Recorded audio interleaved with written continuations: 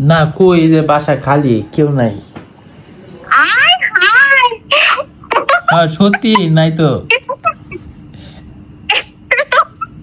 এখন কথা হচ্ছে আপনার সাথে কি আমার কোনো সম্পর্ক আছে? সত্যি করে বলেন।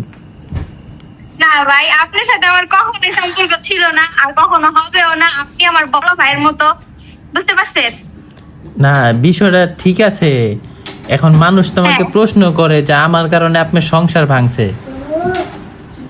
ভাইয়া একটা কথা বলি, আপনার সাথে আমার কথাই হয়েছিল মেইলি বিষয় নিয়ে। হ্যাঁ, না, কোন একটা মেয়ের আমার বিষয়- আমার কারণে তো আমার জন্য তো আপনার সংসারটা ভাঙে নাই। ভাইয়া হচ্ছে কি, কেউ যদি নিজের চরিত্র আর রাখতে এত গিয়ে পেঁচাচ্ছেন আরেকজনের- কেন? আপনি সংক্ষেপে বলেন না। আমার জন্য কি? আমি তো সংক্ষেপে বলতেছি, তার চরিত্রের সমস্যা আছে, সে তার চরিত্র ঢাকার জন্য আমি একটা দোষ দিয়ে দিছে। এখন সে বউ ছাড়বে, ভালো বউ, বা সারা বিশ্বের মানুষ জানে তার বউ ভালো, সে এখন এই বউটা ছাড়তে গেলে তার চরিত্র তো দাগ লাগাইতেই হইব। তাহলে মানুষ তাকে প্রশ্ন করবে না, আপনি আপনার বউকে কেন ছাড়তেন? প্রশ্ন তো করবে, অবশ্যই করবে। অবভিয়াসলি করবে। হ্যাঁ, সেই জায়গা থেকে আপনার সাথে আমাকে বড়াই দিছে। আচ্ছা, সুমাইয়া ভাবির সামনে তো আমি এখন কথা বলতেছি না আপনার সাথে।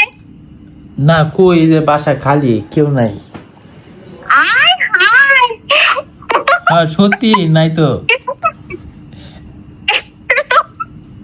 ভাই, মিশা কথা কইেন না, আমার আর রোস্টে বসতে পারেন না। বহুত রোস্টিং হইছি আমি জীবনে।